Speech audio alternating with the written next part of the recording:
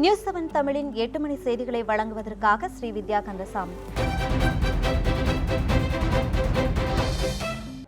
இனி செய்திகளை விரிவாக பார்க்கலாம். தமிழகத்திற்கு மத்திய பட்ஜெட்டில் சுமார் 50,000 கோடி ரூபாய் ஒதுக்கப்பட உள்ளதாக மத்திய அமைச்சர் பொன் ராதாகிருஷ்ணன் தெரிவித்துள்ளார். சிவகங்கை மாவட்டம் புதுவயல் பகுதியில் பாஜக செயற்குழு கூட்டம் நடைபெற்றது. இதில் கலந்து கொண்ட பின் செய்தியாளர்களிடம் பேசிய பொன் ராதாகிருஷ்ணன், திருவனந்தபுரம், கன்னியாகுமரி, சென்னை, பாண்டிச்சேரி உள்ளிட்ட பகுதிகளில் கடல் வழி போக்குவரத்து தொடங்கப்பட உள்ளதாக கூறினார். ரூபாய் நோட்டு தட்டுப்பாடு நீங்கி ஏடிஎம்களில் தற்போது தாராளமாக பொதுமக்கள் பணம் எடுக்க முடிவதாக அவர் தெரிவித்தார். மத்திய பட்ஜெட்டில் தமிழகத்தில் நிறைவேற்றப்பட உள்ள திட்டங்களுக்காக சுமார் 50,000 கோடி ரூபாய் ஒதுக்கப்பட உள்ளதாகவும் மத்திய அமைச்சர் பொன் ராதாகிருஷ்ணன் தெரிவித்தார். அதிவிரைவு சாலை எக்ஸ்பிரஸ் லைன் அதுக்கு 100,000 கோடி ரூபாய். நாம் இப்போ மதுரவாயில் பிரச்சனை நிர்வகிக்கிறோம். அது இப்போ தான் பிரச்சனை தீர்ந்துச்சு. அதில் மேலும் ஒரு 10 கிலோமீட்டர் பறக்கும் சாலை கொண்டு ஒட்டுமொத்தமாக பார்த்தீங்கன்னா அது ஒரு 4,000 கோடி ரூபாய். மதுரையில் சுற்றுச்சாலை அமைக்கிறதுக்கு 5,000 கோடி ரூபாய் சுற்றி நிறைய. மத்திய பட்ஜெட்டில் கல்விக் கடனை திருப்பி செலுத்துவதில் சலுகைகள் வேண்டுமா என்பது குறித்து நியூஸ் 7 தமிழிடம் பொதுமக்கள் தெரிவித்த கருத்துக்களை தற்போது பார்க்கலாம். கண்டிப்பாக நம்மளோட ஸ்டூடெண்ட்ஸ்க்காக கொஞ்சம் கவர்மெண்ட் ஹெல்ப் பண்ணிச்சா கொஞ்சம் நல்லாயிருக்கும். ப்ளஸ் கொஞ்சம் இந்த எஜுகேஷன் லெவல், இந்த ரிசர்ச் டெவலப்மெண்ட் அந்த மாதிரி இந்த மாதிரி ஏதாவது பண்ணணும் கவர்மெண்ட்டு. ஒன்றுமே பண்ணாமல் நம்ம மக்கள் அதர் கண்ட்ரீஸில் போய் தான் பண்ணிக்கிட்டு இருக்காங்க. ஸோ கல்வி கடன் கொஞ்சம் அது இன்னும் ஃபர்தராக கொஞ்சம் ஈஸியராக பண்ணணும். இங்கே எஜுகேஷன் லோன் ஆக்சுவலி கிராமத்தில் இருக்கிற பசங்களுக்கு கொடுக்கணும். ஏன்னா அவங்க வீட்டில் எல்லாம் ரொம்ப பிரச்சனையாக இருக்கும். பைசா இல்லைன்னா எதுவுமே பண்ண முடியாது. முன்னாடி அவங்களுக்கு எஜுகேஷன் லோனு எல்லாப்படி கொடுத்தா கவர்மெண்ட்டும் மெயின் என்னென்னா இந்த வில்லேஜில் இருக்கிறவங்களுக்கு இம்ப்ரூவ்மெண்ட் பண்ணணும். அவங்களுக்கு ஃபர்ஸ்ட் ப்ரையாரிட்டி கொடுத்து கொண்டு வரணும். இன்றைக்குள்ள காலகட்டத்தில் கல்வி ரொம்ப அவசியங்கிறனால கடைக்கோடி மக்களுக்கும் அந்த கல்வி என்ன செய்யணும், கிடைக்கணும். அதுக்கு அந்த மாணவர்களுக்கு அரசு ஊக்கமளித்து நல்லா அவங்களுடைய சிறப்பை இன்னும் என்ன செய்யணும், மாணவர்களுக்கு அதிகமான தேவைகளை மாணவர்களுக்கு இருக்குது, அதை அதிகமாக ஊக்கப்படுத்தி மாணவர்களுக்கு கொடுக்கணும். வரக்கூடிய ஆளுகளுக்கு கல்வி மிகவும் ரொம்ப முக்கியத்துவமாக இருக்குது. அப்படி இருக்கும்போது நம்ம அரசாங்கம் நம்ம படிக்கக்கூடிய மாணவர்களுக்கு கல்வி உதவித்தொகை வழங்கி அவர்களுக்கு மேலும் மேலும் படிப்பிற்கு ஆர்வம் கூட்டி இதற்காக சிறப்பு சலுகை கொடுத்தனா வரக்கூடிய இந்திய நாடு மிகப்பெரிய வல்லரசு நாடாக ஆகுவதற்கு மிகப்பெரிய ஒத்துழைப்பாக இருக்கும். முக்கால்வாசி பார்த்திங்கன்னா நம்ம குழந்தைங்களுக்கு தான் நல்ல ஐக்யூ பவர் உண்டு. அதை இம்ப்ரூவ் பண்ணுறதுக்கு எந்த ஸ்டெப்பும் எடுக்கலை.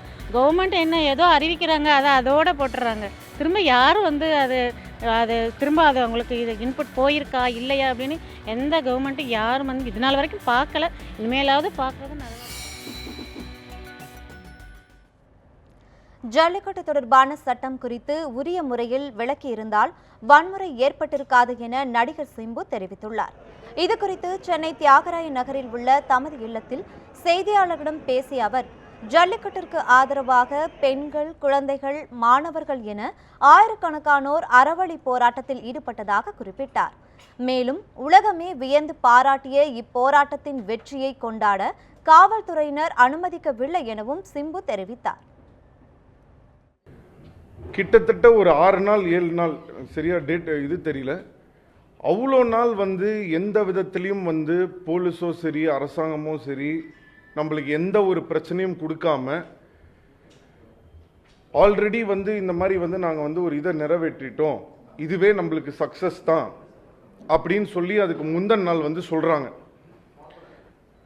இப்போ இதில் ஒரே பிரச்சனை என்ன அப்படின்னு சொன்னால், அதை யாராவது ஒருத்தர் முன்னாடி மக்கள் முன்னாடி நின்று ஸ்டூடெண்ட்ஸ் முன்னாடி நின்று இது இதுக்கான தீர்வு இது கிடைச்சிருக்கு, இதுக்கு நாங்கள் பொறுப்பேற்றிருக்கிறோம், இது கண்டிப்பாக இதை நாங்கள் எங்களால் செயல்படுத்த முடியும், இதை பண்ணியிருக்கோம்னு சொல்லியிருக்கலாம். வன்முறையில் பாதிக்கப்பட்டவர்களுக்கு உரிய இழப்பீடு வழங்க வேண்டும் என நடிகர் சிம்பு வலியுறுத்தினார். சென்னையில் செய்தியாளர்களிடம் பேசிய அவர், கலவரத்தில் ஈடுபட்டதாக கைது செய்யப்பட்டவர்களை விடுவிக்காவிட்டால் தம்மை கைது செய்யுமாறும் காவல்துறைக்கு வேண்டுகோள் விடுத்துள்ளார். மேலும் அரசியலுக்கு தான் ஒருபோதும் வரமாட்டேன் என்றும் மக்களுக்காக தொடர்ந்து போராடப் போவதாகவும் நடிகர் சிம்பு தெரிவித்துள்ளார். இவங்க இத்தனை நாள் ஒரு சாதாரண ஒரு பாமரனா இந்த நாட்டில் இந்த மண்ணில் பிறந்த ஒரு மனுஷனா அரசியலுக்கு வந்தால் தான் கேள்வி கேட்கணுன்ற அவசியம் கிடையாதுங்க. எதுக்கு அரசியல் வரணுன்ற நான் என்னைக்குமே அரசியலுக்கு வர மாட்டேன். ஆனால் நான் மக்களுக்காக நான் வருவேன். நான் இப்பவும் வந்து எதுக்காக உட்காந்து நான் சொல்கிறேன், என்னையும் அப்படின்னா அரெஸ்ட் பண்ணுங்கன்னு எதுக்கு சொல்கிறேன்? நான் இப்போவும் சொல்கிறேன், அரசியல்ன்றது யாருக்குமே தேவை கிடையாது. எனக்கு அரசியல் தேவை கிடையாது, நான் அரசியலுக்கு வரவும் மாட்டேன். ஆனால் அரசியலுக்கு வந்து தான் இதெல்லாம் செய்யணும் அப்படின்ற ஒரு அவசியமே கிடையாது. வெளியிலிருந்து மக்களுக்காக நல்லா செய்ய முடியும்.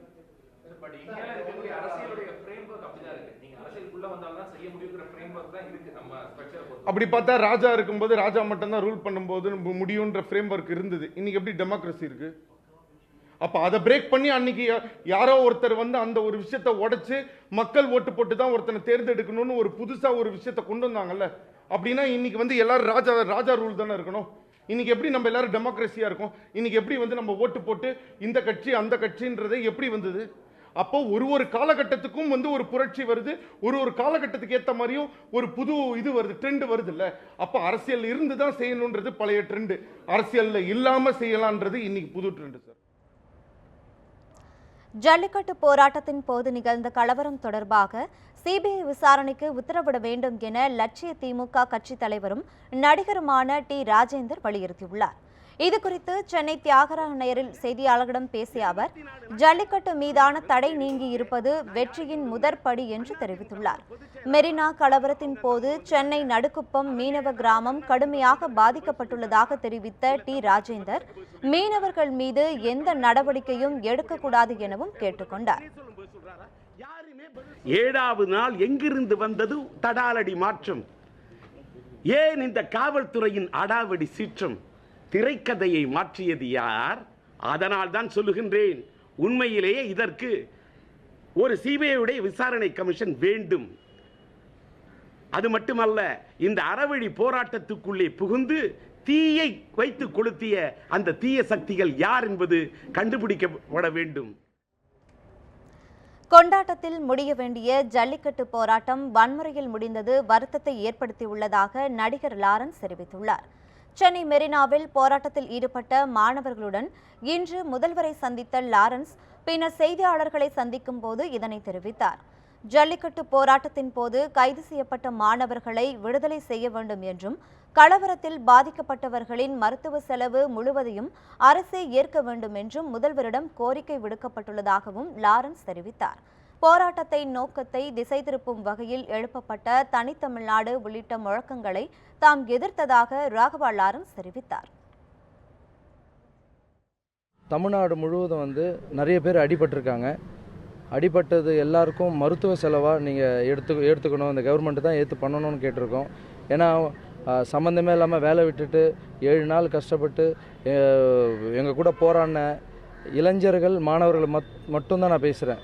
அதுக்குள்ளே சண்டை போடணும், எல்லாருக்குள்ளேயும் வன்முறையை தூண்டி உண்ணுன்றவங்க அது ஆக்ஷன் சட்டப்படி எடுத்தால் எங்களுக்கு கவலை இல்லை. பொதுமக்கள் மேலே இதால் பாதிக்கப்பட்ட பொதுமக்கள் யாராக இருந்தாலும் அவங்களுக்கு நிவாரணம், கண்டிப்பாக மருத்துவத்துக்கு உதவி செய்யணும்னு கேட்டேன். அதுவும் நாங்கள் கண்டிப்பாக பண்ணி கொடுக்குறோன்னு சொன்னார். ஜல்லிக்கட்டிற்காக போராடிய போது கைதான மாணவர்களை உடனடியாக விடுதலை செய்ய வேண்டும் என முதலமைச்சர் ஓ பன்னீர்செல்வத்திடம் இயக்குநர் கௌதமனும் நேரில் கோரிக்கை விடுத்துள்ளார். சென்னை பசுமை வழிச்சாலையில் உள்ள முதல்வர் ஓ பன்னீர்செல்வத்தை இன்று சந்தித்த இயக்குநர் கௌதமன், பீட்டா அமைப்பிற்கு தமிழகத்தில் தடை விதிக்க வேண்டும் எனவும் முதல்வரிடம் வலியுறுத்தியதாக கூறினார். கைது செய்யப்பட்டவர்களில் எங்களுடைய அப்பாவி மாணவர்கள் நிறைய பேர் இருக்காங்க. ஆக நீங்கள் உண்மையிலே தீவிரவாதத்தை தூண்டிவிட்டு அதை செயலாக செஞ்ச ஆட்களை நீங்கள் உறுதிப்படுத்தி அவர்களுக்கு தண்டனை கொடுங்க. ஆனால் எங்களுடைய அப்பாவி தமிழர்கள் நிறைய பேர் அதுக்குள்ளே இருக்காங்க, எங்களுடைய மாணவர்கள் இருக்காங்க. அவர்களோட உடனடியாக விடுதலை செய்யணும்னு கேட்டுக்கிட்டோம் நாங்கள் எல்லாரும். அதை நான் உடனடியாக ஆவணம் செய்கிறேன் அப்படின்னு அதை வாக்காவே அவங்க கொடுத்தாங்க. தமிழகத்தின் பல்வேறு பகுதிகளில் ஜல்லிக்கட்டு வெகு விமர்சையாக நடைபெற்றது. இது குறித்து இப்போது பார்க்கலாம். திருச்சி மாவட்டம் கருங்குளம் கிராமத்தில் உள்ள அந்தோணியர் கோவில் மைதானத்தில் ஜல்லிக்கட்டு போட்டி நடைபெற்றது.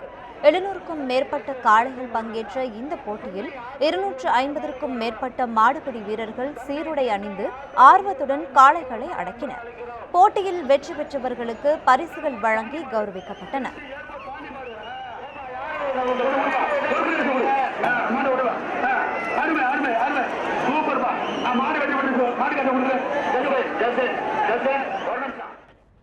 தமிழ்நாட்டிலே இப்போ திருச்சி மாவட்டத்தில் வந்து கருங்குளத்தில் ஜல்லிக்கட்டு நடக்குது. ரொம்ப சந்தோஷமாக இருக்குது. மாணவர்களாக சேர்ந்து நல்லா போராடி இந்த ஜல்லிக்கட்டை வெற்றி பெற செய்து இப்போ முறையாக அங்கே கருங்குளத்தில் ஜல்லிக்கட்டு நடைபெற்றுக்கிட்டு இருக்கு. என் சொந்த ஊர் திண்டுக்கல் மாவட்டம். நான் உலகம்பட்டிலேருந்து வரேன். இந்த கருங்குளத்தில் ஜல்லிக்கட்டு பார்க்கணுங்கிறதுக்கோசரம் நான் அங்கேருந்து இங்கே வந்துருங்க. எல்லாருமே சந்தோஷமாக இந்த ஜல்லிக்கட்டை நல்ல சீரும் சிறப்போட எங்கள் ஊரில் இருக்க அனைத்து மக்களும் சேர்ந்து சந்தோஷமாக கொண்டாடிட்டு இருக்கோம். இது எங்களுக்கு பெருமை, நம்ம தமிழர்களுக்கு பெருமை, தமிழ்நாட்டுக்கே பெருமையாக இருக்குது. இது உலகத்துக்கே எங்கள் கருங்குளம் இந்த ஜல்லிக்கட்டு முதல் நடக்குது. அதனால் எங்களுக்கு இது ரொம்பவும் சந்தோஷம். காவல் உதவியாளர்களும் காவல்துறை நண்பர்களும் ரொம்ப உதவியாக இருந்தாங்க. நல்ல மாடுபிடிவர்களுக்கு நல்லா உற்சாகப்படுத்தி எல்லா மாட்டுக்கும் பிரைஸ் போட்டு எங்கெல்லாம் சந்தோஷமாக பிடிச்சோம். எல்லாம் இப்போ ஹாப்பியாக இருக்கும். ஒரு 3 வருஷமாக நாங்கள் அடக்கி வச்சிருந்த வீரத்தை இன்றைக்கி தான் நாங்கள் வெளிப்படுத்தியிருக்கோம். எங்களுக்கு ரொம்ப சந்தோஷமாக இருக்குது. இனிமேல் எல்லா மாடும் ஏறும், எல்லா மாட்டுப்பிடி மாட்டு வெடிகளுக்கும் நாங்கள் போவோம். ஜல்லிக்கட்டு நடந்துகிட்டே இருக்கும். இளைஞர்கள் எல்லாமே போயிட்டே இருப்போம். எனக்குள்ள எவ்வளோ பெரிய சந்தோஷம் என்னால் சொல்ல முடியல. 2 வருஷமாக நடக்கலை, இந்த வருஷம் நடந்திருக்கு. நடந்தோடனே நான் போய் பங்கேற்று இதுவரை 15 காளையை கட்டினேன். 15 காளைக்கும் ப்ரைஸ் கொடுத்தாங்க. அதில் மாவட்ட ஆட்சியாளர் எனக்கு சிறந்த மாடுபிடி வீரர்னு மோதிரம் கொடுத்தாங்க. சிவகங்கை மாவட்டம் தமராக்கி கிராமத்தில் மஞ்சு விரட்டு போட்டி நடத்தப்பட்டது. இதற்காக சிவகங்கை மாவட்டத்தில் உள்ள பல்வேறு கிராமங்களில் இருந்து 100க்கும் மேற்பட்ட காளைகள் கொண்டுவரப்பட்டு மாடுபிடி வீரர்கள் பங்கேற்று காளைகளை அடக்கினர். இந்த போட்டியை 5000த்திற்கும் மேற்பட்டோர் கண்டு மகிழ்ந்தனர். இதேபோல் பாகநேரி கிராமத்தில் 50க்கும் மேற்பட்ட காளைகள் பங்கேற்ற மஞ்சு விரட்டு போட்டி நடத்தப்பட்டது.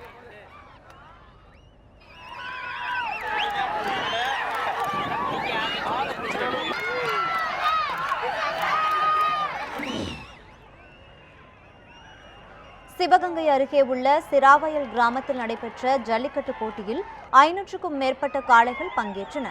அவற்றை அடக்கும் முயற்சியில் 100க்கும் மேற்பட்ட மாடுபிடி வீரர்கள் கலந்து கொண்டனர். இந்த போட்டியை காண மத்திய இணையமைச்சர் பொன் ராதாகிருஷ்ணன் உள்ளிட்ட பலர் பங்கேற்றனர். தமிழ்நாடு வீர விளையாட்டு மீட்புக் கழக தலைவர் ராஜேஷ் செய்தியாளர்களிடம் பேசுகையில், தமிழகம் முழுவதும் ஜல்லிக்கட்டு போட்டி நடைபெறுவது மகிழ்ச்சி அளிக்கிறது என தெரிவித்தார்.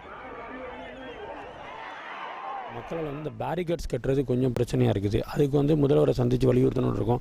அதே மாதிரி இந்த மஞ்சு விரட்டு ஜல்லிக்கட்டு ஒவ்வொரு ஊர்லேயும் திருவிழாக்களை முன்னிட்டு நடக்கிறனால ஒவ்வொரு திருவிழாக்களும் மாறி வேறு மாதங்களில் வரனால இதை வருஷம் போல் நடக்கிறதுக்கு அனுமதிக்கணும். ப்ளஸ் எல்லா ஊர்லேயும் நடக்கிறதுக்கு அனுமதிக்கணுன்ற கோரிக்கை வச்சுருக்கிறோம். இன்றைக்கி நாங்கள் அட்லீஸ்ட் ஒரு பாதையை வெட்டி கொடுத்து அந்த பாதையில் போயிட்டுருக்கிறோம்.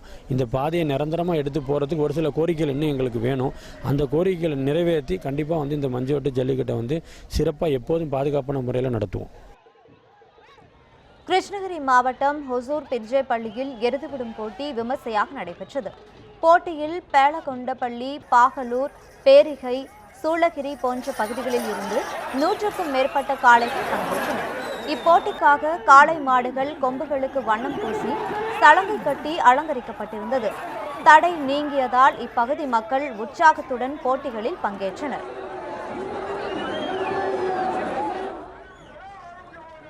விருதுநகர் மாவட்டம் சேது நாராயணபுரத்தில் நடைபெற்ற ஜல்லிக்கட்டு போட்டியில் 150க்கும் மேற்பட்ட காளைகள் பங்கேற்றது. முதலில் அலங்கரிக்கப்பட்ட காளை கோவிலுக்கு அழைத்து சாமி கும்பிட்ட பின் அந்த காளையை வாடிவாசலுக்கு அழைத்து வந்தனர். சுமார் 150க்கும் மேற்பட்ட காளைகளை 60க்கும் மேற்பட்ட மாடுபிடி வீரர்கள் கலந்து கொண்டு சீறி பாய்ந்த காளைகளை அடக்கினர். காளைகளை அடக்கிய மாடுபிடி வீரர்களுக்கு பரிசு பொருட்கள் வழங்கப்பட்டன.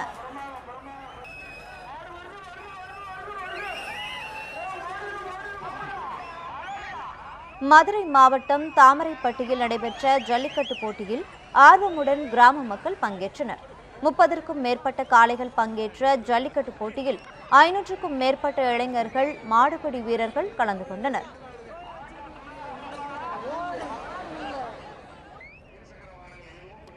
மேலூரில் நடைபெற்ற ரேக்லா பந்தயத்தை வருவாய்த்துறை அமைச்சர் RP உதயகுமார் தொடங்கி வைத்தார். இதற்காக 50க்கும் மேற்பட்ட மாடுகள் பங்கேற்ற போட்டியில் வெற்றி பெற்ற மாட்டின் உரிமையாளர்களுக்கும் பரிசுகள் வழங்கப்பட்டன.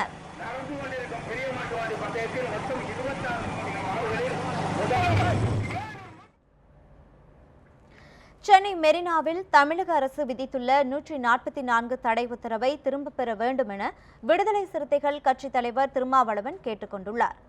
தூத்துக்குடி மாவட்டம் திருச்செந்தூரில் செய்தியாளர்களிடம் பேசிய அவர், ஜல்லிக்கட்டு போராட்டத்தின் போது போலீசார் நடத்திய தடியடி பற்றி விசாரிக்க நீதிபதிகள் தலைமையில் விசாரணை குழு அமைக்கப்பட வேண்டும் என்று வலியுறுத்தினார்.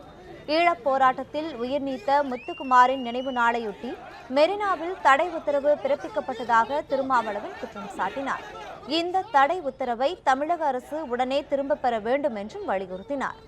பவானி ஆற்றின் குறுக்கே தடுப்பணை கட்டும் கேரள அரசின் முயற்சியை தடுக்க மத்திய அரசு நடவடிக்கை எடுக்க வேண்டும் எனவும் திருமாவளவன் கேட்டுக்கொண்டார். மெரினா கடற்கரையில் இப்போது அவர்கள் தடை விதித்திருப்பதற்கு காரணம், மீண்டும் மாணவர்களும் இளைஞர்களும் இன்றைக்கு முத்துக்குமார் நினைவு நாளான ஜனவரி 29 கூடுவதாக சமூக வலைத்தளங்களில் தகவல்களை பரப்பினார்கள். ஆக மறுபடியும் மெரினாவில் மாணவர்கள் இளைஞர்கள் கூட போகிறார்கள் என்று இந்த தடை ஆணையை பிறப்பித்திருக்கிறது. போகிற போக்கை பார்த்தால் சென்னையில் எந்த இடத்திலும் யாரும் கூட முடியாது என்கிற அளவுக்கு அவர்கள் தொடர் தடை ஆணையை பிறப்பிப்பார்கள் என்றுதான் எண்ண தோன்றுகிறது. இந்த போக்கு கண்டிக்கத்தக்கது. இந்த தடை ஆணையை திரும்பப் பெற வேண்டும். ஜல்லிக்கட்டு போராட்டத்தின் போது சிலர் தனித்தமிழ்நாடு கோஷம் எழுப்பியதற்கு RSS கண்டனம் தெரிவித்துள்ளது. சென்னையில் RSS இயக்கத்தின் பேரணி நடைபெற்றது. அதன் தொண்டர்கள் அந்த அமைப்பிற்குரிய புதிய சீருடையில் அணிவகுத்து வந்தனர். பேரணியில் பேசிய RSS அமைப்பின் மாநில ஒருங்கிணைப்பாளர் ரவிக்குமார், ஜல்லிக்கட்டு போராட்டத்தின் போது சிலர் தனித்தமிழ்நாடு கோஷம் எழுப்பியதற்கு கண்டனம் தெரிவித்தார். தமிழக மக்கள் தேசப்பற்று மிக்கவர்கள் என்றும் ரவிக்குமார் தெரிவித்தார். சென்னை மையமாச்சு தமிழகம் முழுக்கவும் ஜல்லிக்கட்டு மையமாக மிகப்பெரிய ஒரு மாணவர் எழுச்சி ஏற்பட்டது. வரவேற்கத்தக்க விஷயம். ஜல்லிக்கட்டு சம்பந்தமாக RSS உடைய கருத்து முதல் நாளிலேயே RSS உடைய அகிலபாத பொறுப்பாளர் செயலாளர் ஒருவராக இருக்கக்கூடிய J. நந்தகுமார் அறிக்கை வெளியிட்டார். தமிழ்நாட்டுடைய பாரம்பரியமான விளையாட்டது, அதை வேறுகள் கொண்டு பார்த்து அதை தடுக்கக்கூடாது என்பது. அதற்கு அடுத்த நாளே வீரத்துறவி ராமகோபாலன் அவர்கள் இந்து முன்னணியுடைய பொறுப்பாளர் அறிக்கை வெளியிட்டார். ஜல்லிக்கட்டு தேவை என்று கூடவே ஒரு விஷயத்தையும் அவர் சேர்த்து சொன்னார். அப்பயே சொன்னார், கவனமா இருக்கணும், இதுல தேச விரோத சக்திகள், சமூக விரோத சக்திகள் ஊடி இருக்காங்க, ஜாக்கிரதையா இருக்கணும்னு சொன்னார். ஆஸ்திரேலிய ஓபன் டென்னிஸ் தொடரின் கலப்பு இரட்டையர் பிரிவு இறுதி ஆட்டத்தில் இந்தியாவின் சானியா மிர்சா குரோஷியாவின் இவான் டோடிக் ஜோடி தோல்வியடைந்தது. மெல்போர்னில் நடைபெற்ற இப்போட்டியில் சானியா மிர்சா இவான் டோடிக் இணை அமெரிக்காவின் அபிகைல் ஸ்வயர்ஸ் கொலம்பியாவின் ஜுவான் செபஸ்டின் ஜோடியை எதிர்கொண்டது. விறுவிறுப்பாக நடைபெற்ற போட்டியில் 2-6, 4-6 என்ற செட் கணக்கில் சானியா இவான் டோடிக் இணையை தோற்கடித்து அபிகைல் செபஸ்டின் இணை பட்டம் வென்றது. இத்துடன் 8 மணி செய்திகள் நிறைவு பெற்றது. தொடர்ந்து இணைந்திருங்கள் நியூஸ் 7 தமிழுடன். வணக்கம்.